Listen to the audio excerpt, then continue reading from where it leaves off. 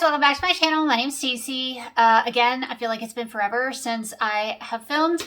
I am struggling with summer, guys. I feel like I have that seasonal affective disorder, but not in winter. I get it in summer. I am just so low on the motivation. I think the heat is really getting to me. Plus, the AC on our bottom floor is still out, and that is not getting replaced for another week. That's why I'm up here in this space to film this video, because it's very hot downstairs. So anyway, with all that said, I have been reading basically my normal amount that I normally read. And I read some really great books in the month of June. So let's go ahead and get into those. The first book that I read in June is A Deed of Dreadful Notes by Patricia Meredith, and I gave that book 5 stars. I read her original series, well, the first 2 books of a trilogy, the Clock Tower series. Loved those, but I liked this book even more. This book is a historical mystery, but it's based off of Anna Catherine Green.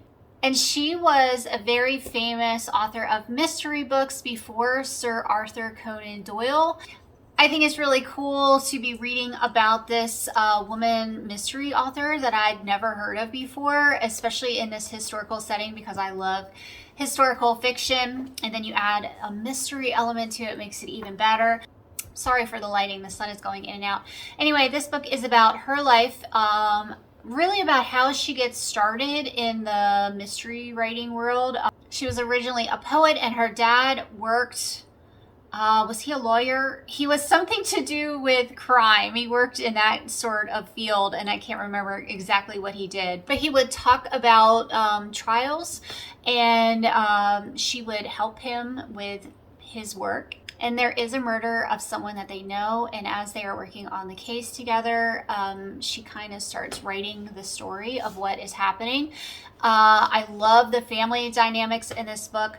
Her family is amazing. They are so encouraging of her, which is kind of strange for that time period. There was a lot of faith in this book.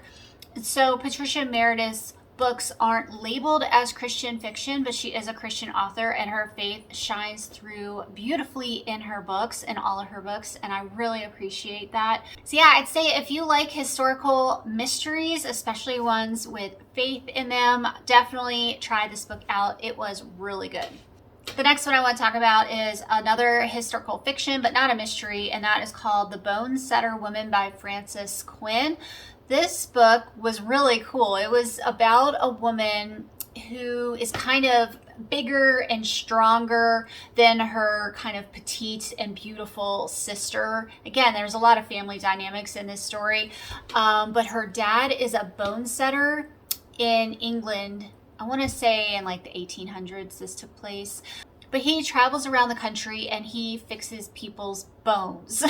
And she is obsessed with the idea of this and learning everything that she can about setting bones. And because she is so just kind of physically big and strong, she has the capabilities of setting bones. Apparently that is not an easy thing to do. You have to be able to like manhandle people and hold them still and, you know, work their bones and all this stuff. So learning about all of that was really fascinating. I loved all of that. But I loved her a lot. This is very character driven, and I loved hearing about what the characters were going through in their daily lives. And it also follows her sister, who has a lot of drama in her life. So yeah, I just found this book very interesting, very informative. I learned a lot about medicine and what it was like for women during that time period. So I give it 4 stars. Next is A Bride for Donegan by Jeanette Oake. At that one I gave 4 stars. This is a historical romance, Christian fiction romance, and this is about a marriage of convenience. So I forget what state it took place, maybe Montana or Nebraska, somewhere out west. And there are 3 men in this small town where there's like no ladies. They put in for some brides to be delivered to them basically from England.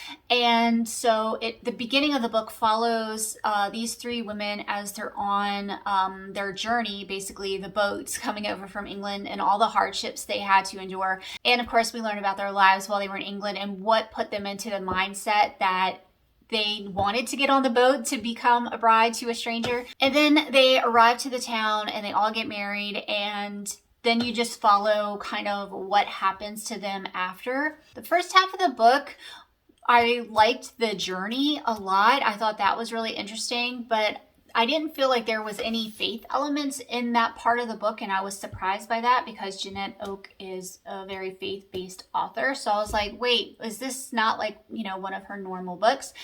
But then after the marriages take place, then a lot of faith comes into the story. So I really liked that. I liked the book. I don't think it was one of my favorite marriage of convenience stories, but it was still worth a read. Next is Under the Starry Skies by Tracy Peterson, and she is becoming one of my favorite authors now. I'm really loving her writing style and her stories, her characters, and the amount of faith that she puts into her books. So this one is a historical romance, and it is set in New Mexico. So I read this for the Home on the Range readathon in June. I wasn't really doing the readathon, but I wanted to read like a Western themed book. So this takes place in New Mexico, and it involves the Santa Fe Railroad. There are fugitives running around in the desert causing mayhem. This is about a single woman whose father passes away, and so she lives alone, and she's a seamstress. That's another reason why I wanted to pick it up, because I'm really liking books with any kind of sewing involved. So she's a seamstress, and she gets injured and can't do her job for a while. And so she ends up getting a lot of help from the people around town. And like I said, there is a romance in this, and I don't want to give too much away, but it was a very sweet and faith-filled story. I think this is part of a series. I think there's 3 books in this, and they're all based around different women who live in this same town in New Mexico, and I definitely want to pick up the other books. The next one I read is Man of Shadow and Mist by Michelle Greep. This one was also 5 stars. This was right up my alley. Dracula is one of my all-time favorite books. I love gothic anything, kind of the dark, atmospheric vibes, and this book definitely had that. It's kind of a play on Dracula, and Bram Stoker is actually a character in this book, which I thought was really cool, but it is definitely not the same story. Also, this book had a lot about medical stuff from about that time. There was a disorder featured in this book that I had never heard of, and that was really interesting to learn about. And there were a lot of books in this book. So the main character, her father owns some kind of library, and she makes book deliveries around town. So there was lots of talk about books, and there was lots of scenes in like a creepy castle.